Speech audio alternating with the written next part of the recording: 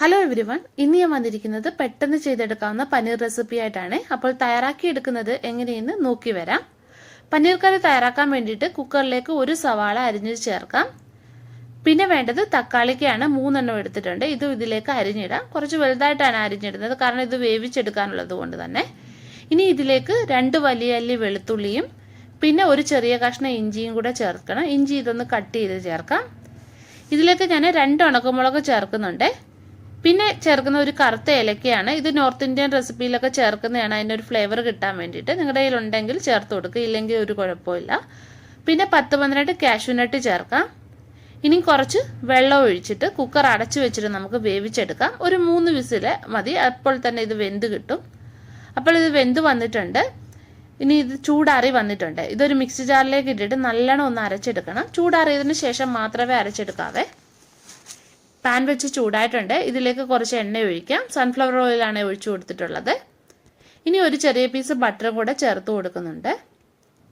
എണ്ണ ചൂടായിട്ട് വരുമ്പോൾ ഇതിലേക്ക് 1/4 ടീസ്പൂൺ ജീരകം ചേർക്കാം. അപ്പോൾ ജീരകം ഇവിടെ പൊട്ടി വന്നിട്ടുണ്ട്. ഇതിലേക്ക് ഒരു സവാള ചെറുതായിട്ട് അരിഞ്ഞത് ചേർക്കാം. സവാള വഴണ്ട് വന്നിട്ടുണ്ട്. ഇതിലേക്ക് 1/4 ടീസ്പൂൺ മഞ്ഞൾപ്പൊടി ചേർക്കാം. ഇനി മുളക് പൊടി ചേർത്ത് കൊടുക്കാം. ഞാനിത് 3 ടീസ്പൂൺ കാശ്മീരി മുളക് പൊടിയാണ് ചേർത്തിട്ടുള്ളത്. മുളക് പൊടി ചേർക്കുമ്പോൾ നിങ്ങളുടെ എരിവിനനുസരിച്ചിട്ട് ചേർത്ത് കൊടുക്കുക. പിന്നെ ഗരം മസാല 1/2 ടീസ്പൂൺ ചേർക്കുന്നുണ്ട്.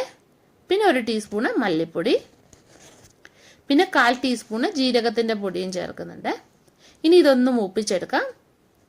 അപ്പോൾ പൊടികൾ ഇവിടെ മൂത്ത് വന്നിട്ടുണ്ട്. ഇനി ഇത് അരച്ചു വെച്ചിരിക്കുന്നത് ഇതിലേക്ക് നമുക്ക് ചേർത്തിട്ട് ഇളക്കി കൊടുക്കാം. നിങ്ങൾക്ക് നല്ല സ്മൂത്ത് ആയിട്ടുള്ള ഗ്രേവി വേണമെങ്കിൽ ഇത് അരിച്ചും ചേർക്കാവുന്നതാണ്. ഞാൻ അങ്ങനെ അരിച്ചിട്ടില്ല. ആവശ്യത്തിന് വെള്ളം കൂടെ ഒഴിച്ചു കൊടുക്കാം. ഇനി ഇതൊരു 15 മിനിറ്റ് ചെറിയ ഫ്ലെയിമിലിട്ട് തിളപ്പിക്കണേ. ആവശ്യത്തിന് ഉപ്പും കൂടെ ചേർത്ത് കൊടുക്കാം. ഇനി ഇത് അടച്ചു വെച്ചിട്ട് നമുക്കൊരു 15 മിനിറ്റ് വെയിറ്റ് ചെയ്യാം. ഇവിടെ 200 ഗ്രാം പനീർ ഞാൻ എടുത്തിട്ടുണ്ട്. ഇത് നമുക്ക് ചെറിയ ക്യൂബ്സ് ആയിട്ട് കട്ട് ചെയ്തെടുക്കാം. ഗ്രേവി നല്ലോണം തിളച്ച് അതിലെ എണ്ണയൊക്കെ ഒന്ന് തെളിഞ്ഞു വന്നിട്ടുണ്ട്. ഈ സമയത്ത് നമ്മൾ കട്ട് ചെയ്ത് വെച്ചിരിക്കുന്ന പനീർ ചേർക്കാം. 5 മിനിറ്റ് മതി കേട്ടോ ഈ പനീർ ചേർത്തതിന് ശേഷം വേവിച്ചെടുക്കാൻ വേണ്ടിയിട്ട്. ഫ്രഷ് ക്രീമും കൂടെ ആവശ്യത്തിന് ചേർത്ത് കൊടുക്കാം. ഇനി ഇതിലേക്ക് നമുക്ക് ഉണങ്ങിയ ഉലുവയില ഇട്ട് കൊടുക്കാം.